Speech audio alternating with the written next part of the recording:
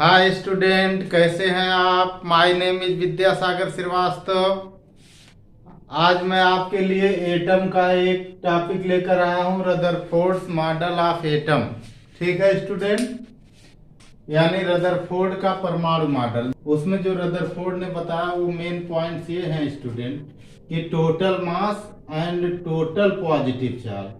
ठीक है, और मास में इलेक्ट्रॉन का मास छोड़ करके उसको काउंट नहीं करेंगे। ठीक है, एटम के सेंटर पर कॉन्सेंट्रेट है और वो सेंटर न्यूक्लियस है जिसकी रेडियस नियर अबाउट 10⁻⁻15 मीटर है। ठीक है, दूसरा पॉइंट इन्होंने बताया कि radius of the atom is near about 10⁻10 metre. तो जो उस इन दोनों न्यूक्लियस के बाद जो एटम के अंदर हालो स्पेस होता है उसमें जो है न्यूक्लियस के बाहर ये रिवॉल्व करते रहते हैं इलेक्ट्रॉन। ठीक है, और इलेक्ट्रॉनों को रिवॉल्व करने के लिए जो सेंट्रीपिटल फोर्स चाहिए वो इनके बीच इलेक्ट्रोस्टैटिक फोर्स से, ठीक है, मिलता है इन्हें। ठीक है, ये मेन फीचर्स हैं, इतने ही हैं इनके। ठीक है, तो हम लोग मेन पॉइंट्स यहां देखेंगे स्टूडेंट। मेन पॉइंट्स, ठीक, पॉइंट्स नंबर 1। ठीक है, अब हम यहाँ हिंदी और इंग्लिश दोनों में लिखेंगे। आप हिंदी वाले भी नोट्स बना सकते हैं, इंग्लिश वाले भी। ठीक है, पहला total positive charge. Total positive charge, total positive charge and total mass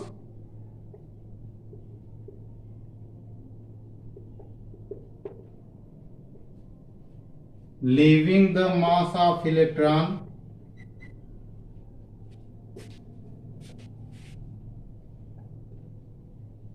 mass of electrons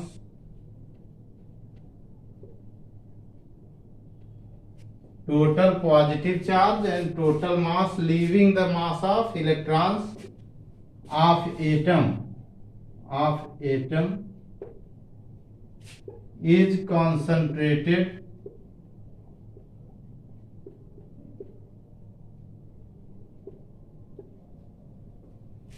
at the center of atom, at the center of atom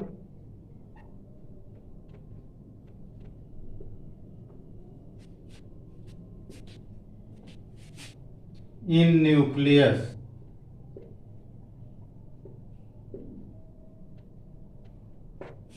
ठीक है, परमाणु का कुल धनावेश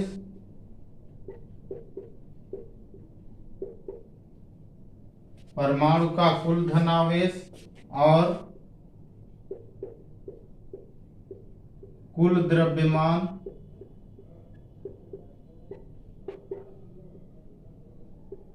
इलेक्ट्रॉनों के द्रव्यमान को छोड़कर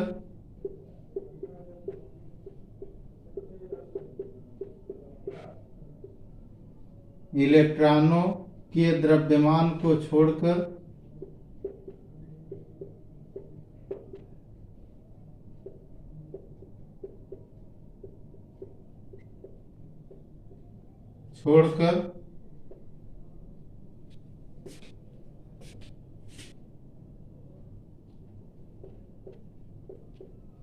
परमाणु के केंद्र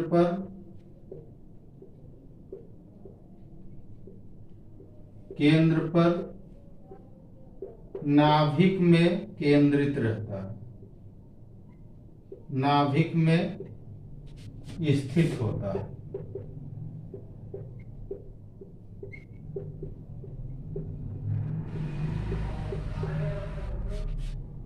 दूसरा point,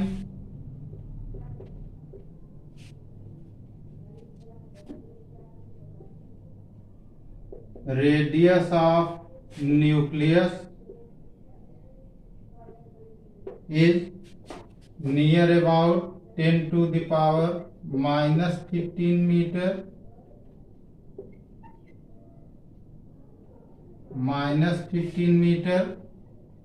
and radius of atom is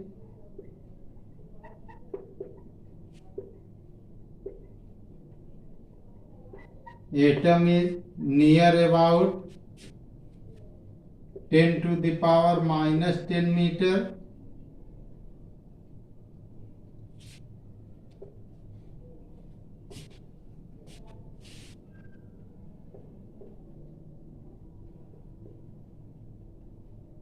परमाणु की त्रिज्या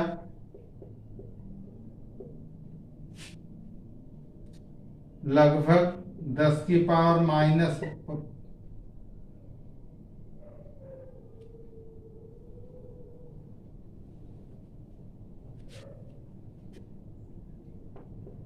नाभिक की त्रिज्या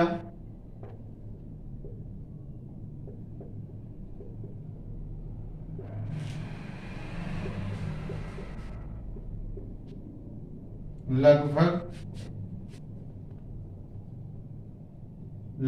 10 की पावर माइनस 15 मीटर और परमाणु की त्रिज्या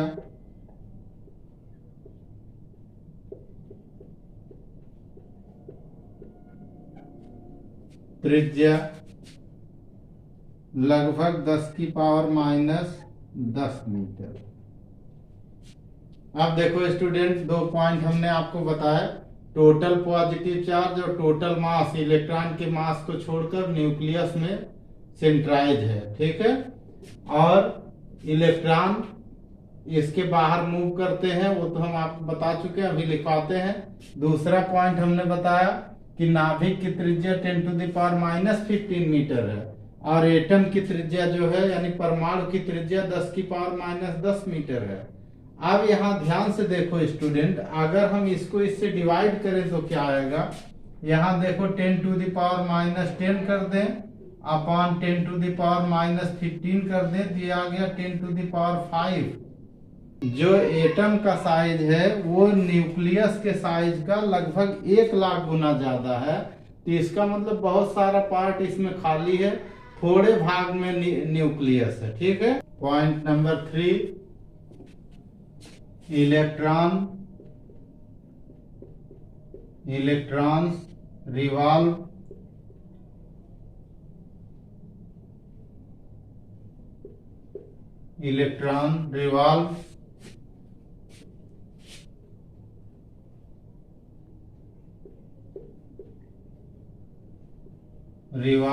around the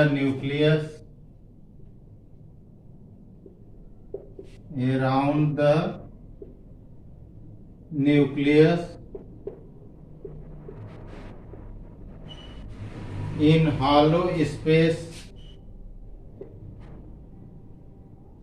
hollow space of atom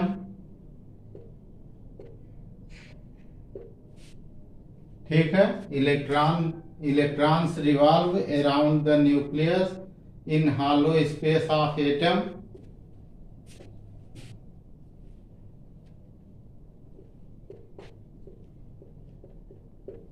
electron नाभिक के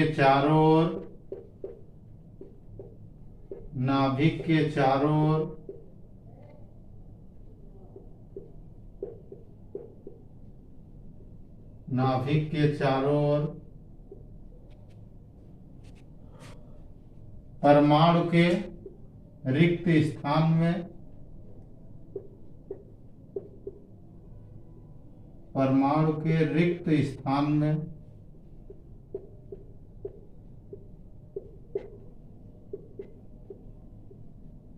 स्थान में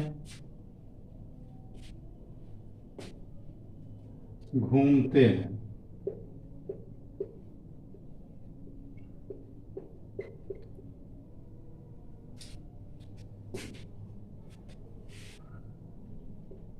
चौथा पॉइंट, सेंट्रीपिटल फोर्स जब यहाँ देखो ऐसे घूम रहे हैं तो सर्कुलर होगा, सर्कुलर होगा तो सेंट्रीपिटल फोर्स की बात आएगी। Centripetal force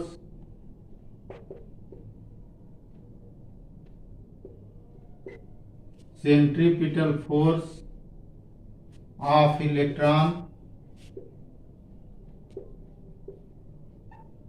of electrons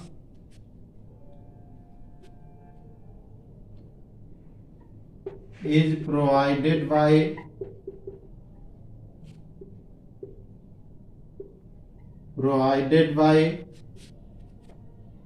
electrostatic force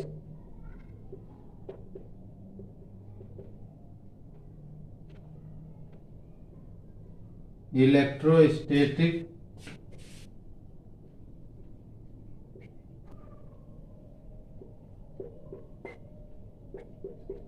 attraction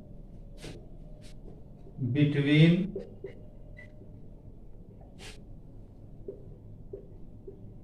nucleus and electrons। इलेक्ट्रॉनों को आवश्यक अभिकेंद्र बल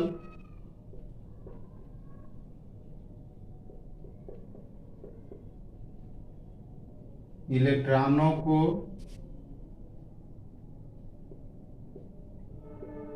आवश्यक अभिकेंद्र बल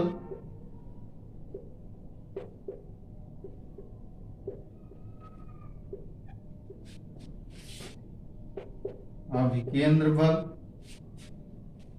नाभिक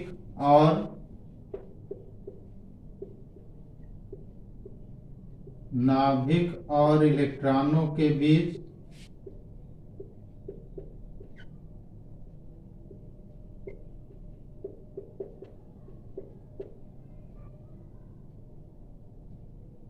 नाभिक और इलेक्ट्रॉनों के बीच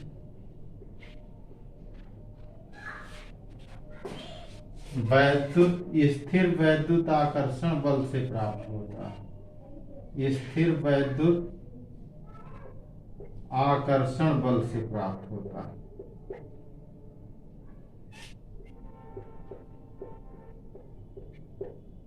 बल से प्राप्त होता है।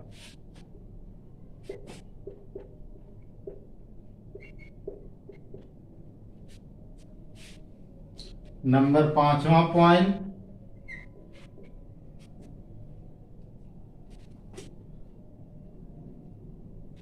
Number of positive charge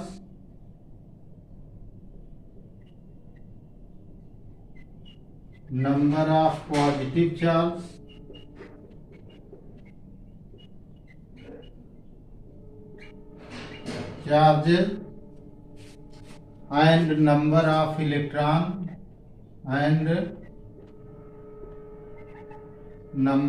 electrons in an atom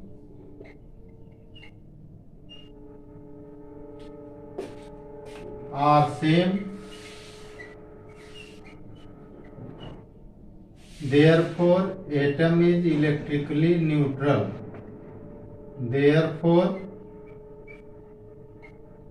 therefore atom is electrically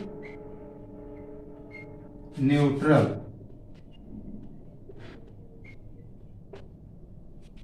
हम देखो स्टूडेंट 5वें पॉइंट में हम लोग पढ़ रहे थे कि नंबर ऑफ पॉजिटिव चार्ज यानी परमाणु में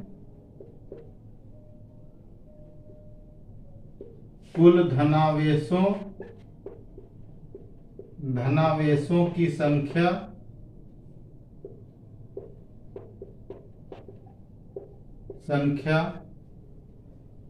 और इलेक्ट्रॉनों की संख्या समान होती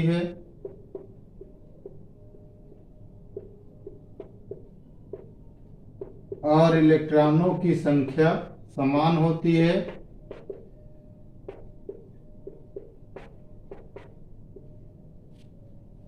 संख्या समान होती है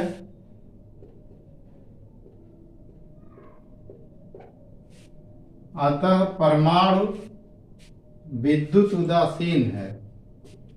अतः परमाणु विद्युत उदासीन है। अतः परमाणु वैद्युत उदासीन है। वैद्युत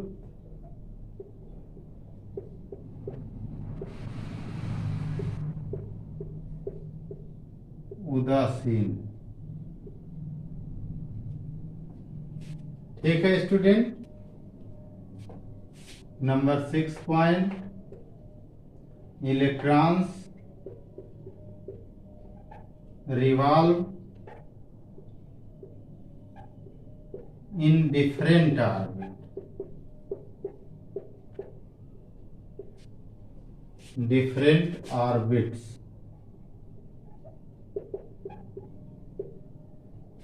यानी इलेक्ट्रॉन विभिन्न कक्षाओं में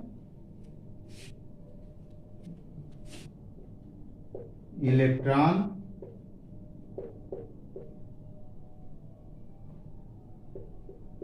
विभिन्न कक्षाओं में गति करते हैं।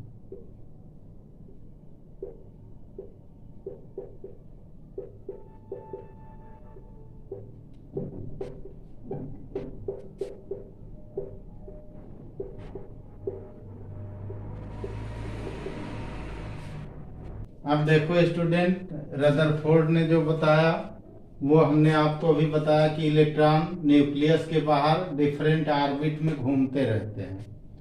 अब इसमें इलेक्ट्रॉन तो एक चार्ज पार्टिकल है, और मैक्सवेल ये कहते हैं कि जब कोई चार्ज पार्टिकल मूव करता है तो वो इलेक्ट्रोमैग्नेटिक वेव रेडिएट करता है, उससे इलेक्ट्रोमैग्नेटिक वेव जनरेट होती हैं। ठीक है, तो जब इलेक्ट्रोमैग्नेटिक वेव इससे जनरेट होंगी तो धीरे धीरे क्या होगा कि जो इलेक्ट्रॉन है उसकी एनर्जी कम होने लगेगी। एनर्जी कम होने लगेगी, धीरे धीरे उसकी रेडियस कम होने लगेगी। रेडियस कम होगी तो लास्ट में इलेक्ट्रॉन न्यूक्लियस में फॉल कर जाएगा, यानी आखिर में इलेक्ट्रॉन नाभिक में गिर जाएगा। लेकिन व्यवहार में ऐसा नहीं होता है। रदरफोर्ड मॉडल में यह एक्सप्लेन नहीं हो पाया। दूसरा ये हुआ स्टूडेंट कि जब ये सर्कुलर मूव कर रहा है, मान लीजिए ऑर्बिट में घूम रहा है ऐसे, तो जो इसका स्पेक्ट्रम होना चाहिए वो कॉन्टिन्यूअस होना चाहिए, ऐसे लगातार चल रहा है ऐसे। लेकिन जो एटम के स्पेक्ट्रम होते हैं वो लीनियर होते हैं। ज्यादातर एटम के स्पेक्ट्रम लीनियर होते हैं। इन दो पॉइंट्स को ये नहीं समझा पाया रदरफोर्ड, तो यही दो इनके रदरफोर्ड मॉडल की कमियों में काउंट होती हैं। ठीक है, there are two main drawbacks. There are two main drawbacks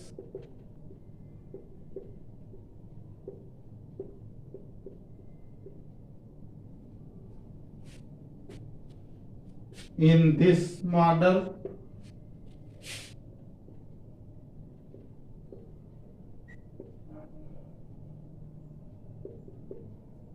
Number 1,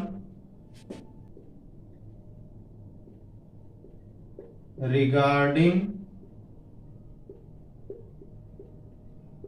stability of atom।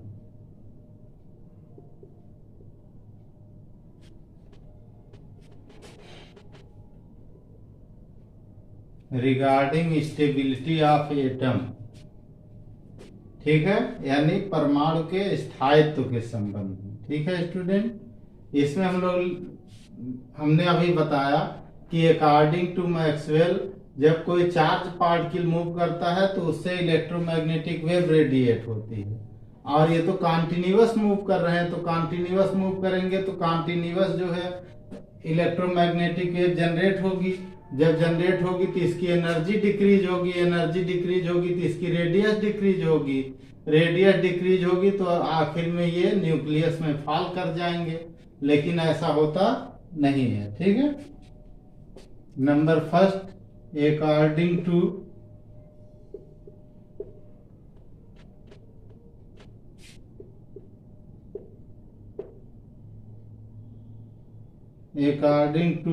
Maxwell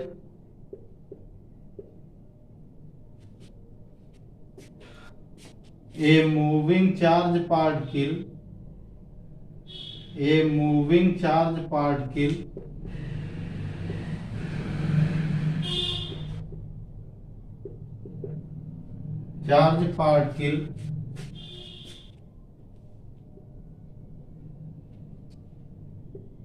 radiate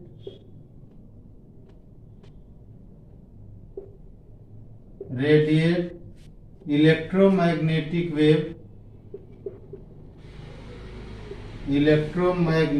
wave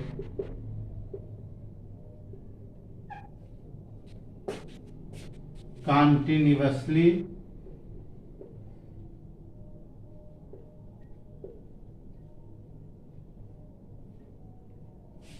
due to this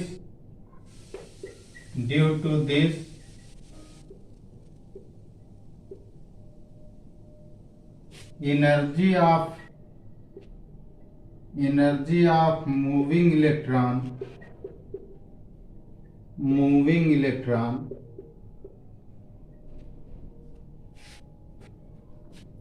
will decrease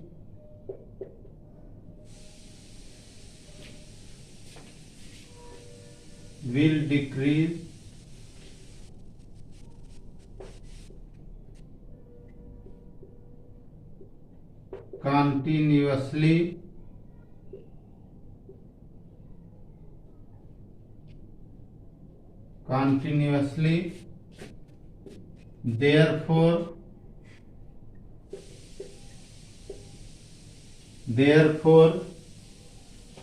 radius of electron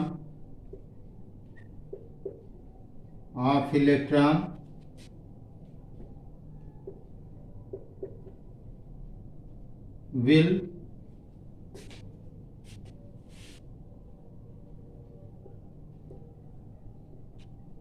decrease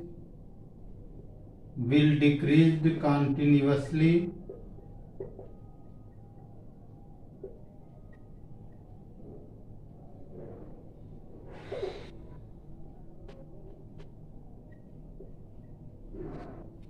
and at last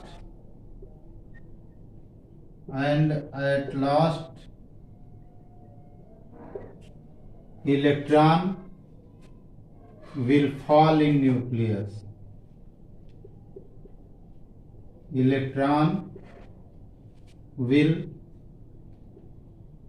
fall in nucleus.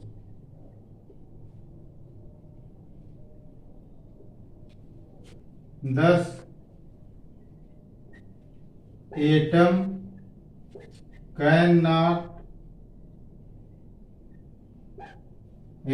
cannot remain stable.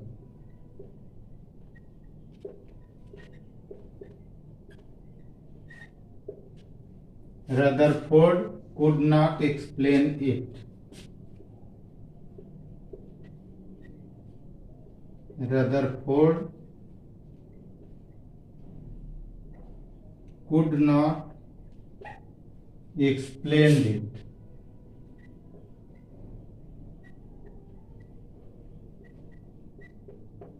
Rutherford इसकी व्याख्या नहीं कर सके, Rutherford इसको समझा नहीं सके कि ऐसा क्यों नहीं होगा। ठीक है, अब हिंदी वाले देखें स्टूडेंट।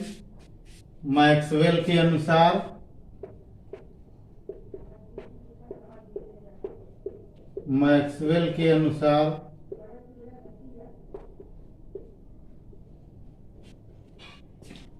गतिमान आवेशित कण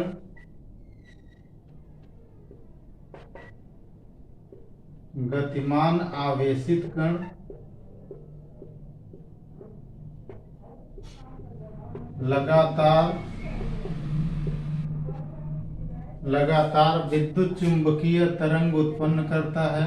लगातार वैद्युत चुंबकीय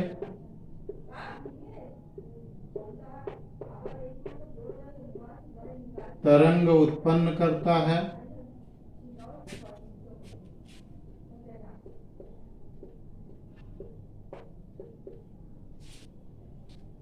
इस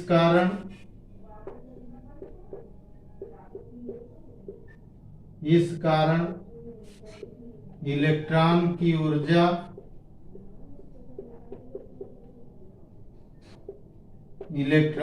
ऊर्जा लगातार कम होती जाएगी, लगातार घटती जाएगी।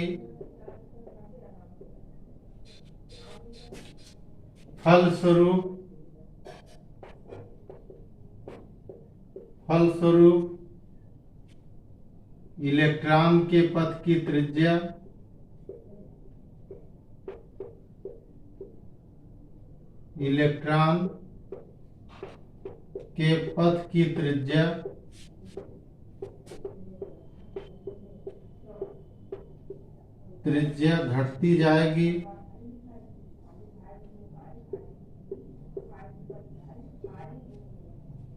त्रिज्या घटती जाएगी।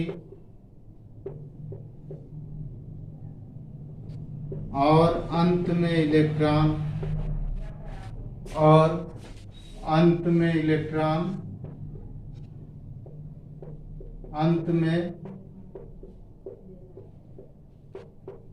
इलेक्ट्रॉन नाभिक में गिर जाएगा।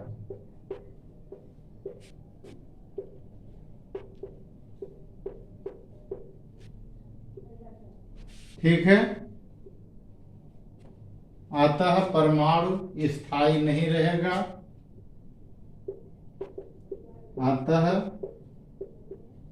परमाणु स्थायी नहीं रहेगा।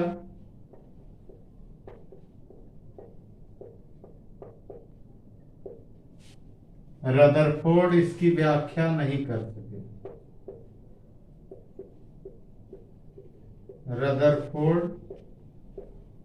इसकी व्याख्या नहीं कर सके।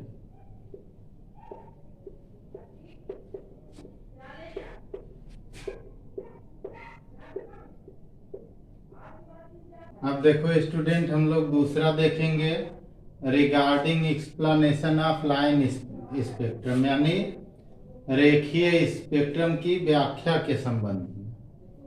अब देखो स्टूडेंट, अभी हमने जो फर्स्ट ड्रॉबैक है इनका, उसमें हमने बताया कि यहाँ से इलेक्ट्रोमैग्नेटिक वेव निकल रही है और इसकी कॉन्टिन्यूअस जो इलेक्ट्रॉन की रेडियस डिक्रीज हो रही है। तो जब रेडियस डिक्रीज होगी तो due to decreasing in radius, due to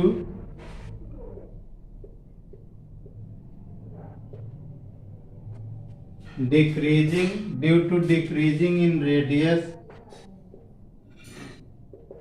in radius, frequency of electron will be changed continuously.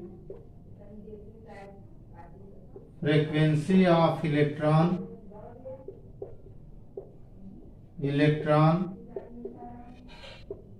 will be changed continuously.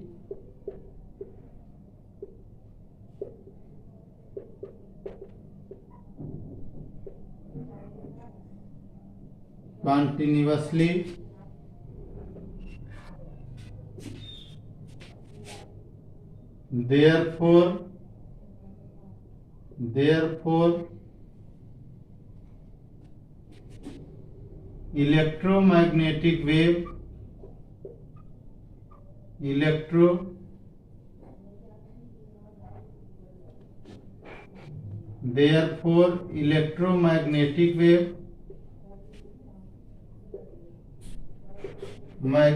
wave of all frequencies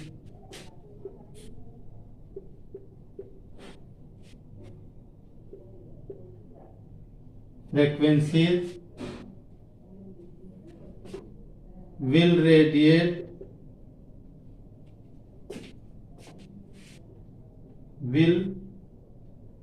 radiate from atom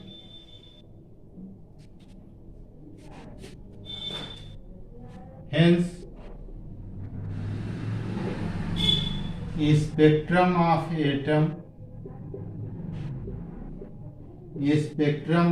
atom should be continuous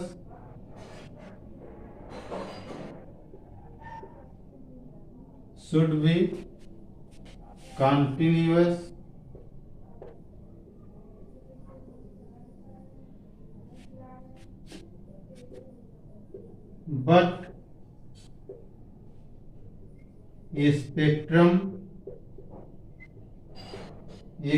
spectrum of atom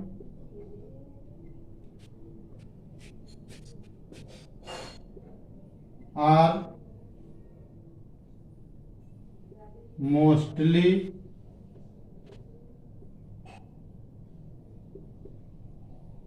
linear or sharp linear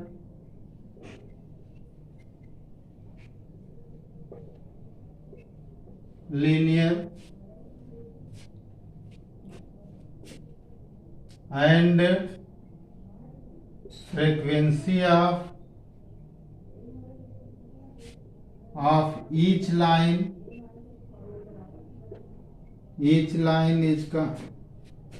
is constant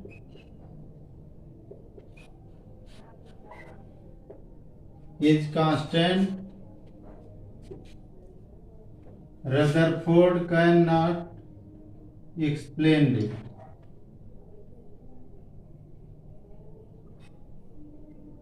Rutherford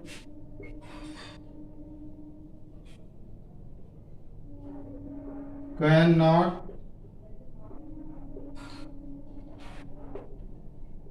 explain it. ठीक है student. Electron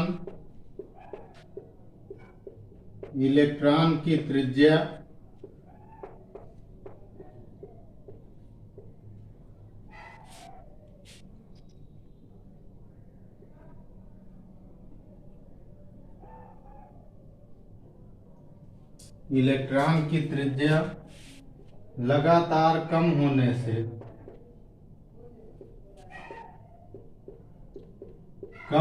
से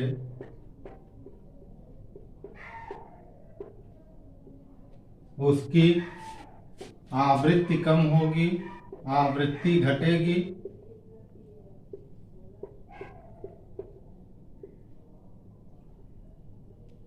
और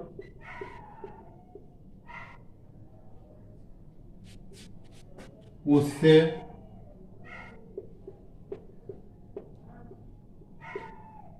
सभी आवृत्तियों की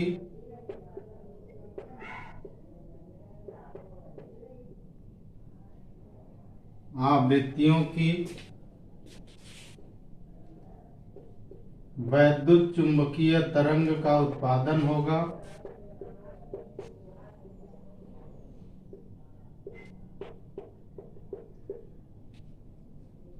और उससे सभी आवृत्तियों की वैद्युत चुंबकीय तरंग उत्पन्न होगी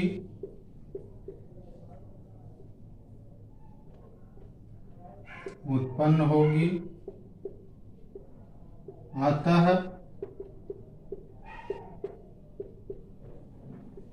परमाणु का स्पेक्ट्रम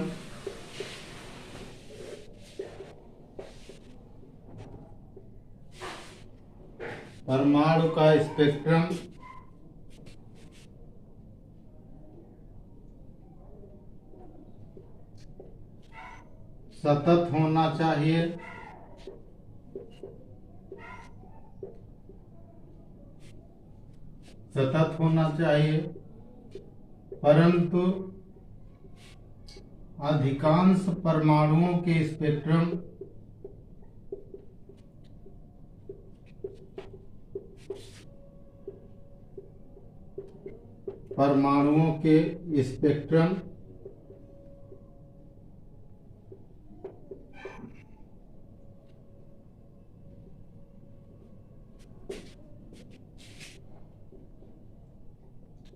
रेखीय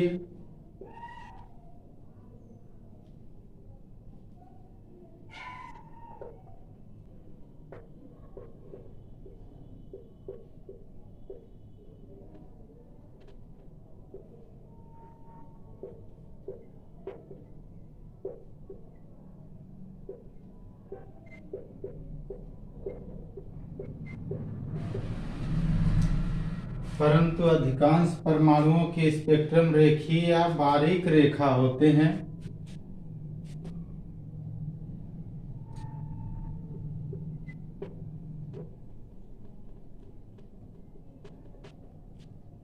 इन रेखाओं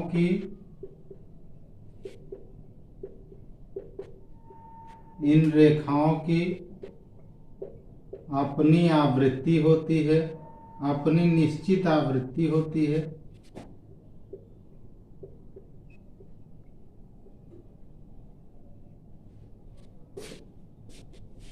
अपनी निश्चित आवृत्ति होती है।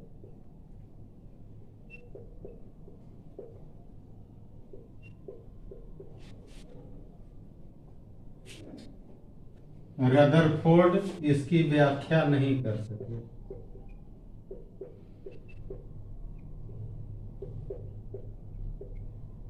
रदरफोर्ड इसकी व्याख्या नहीं कर सके।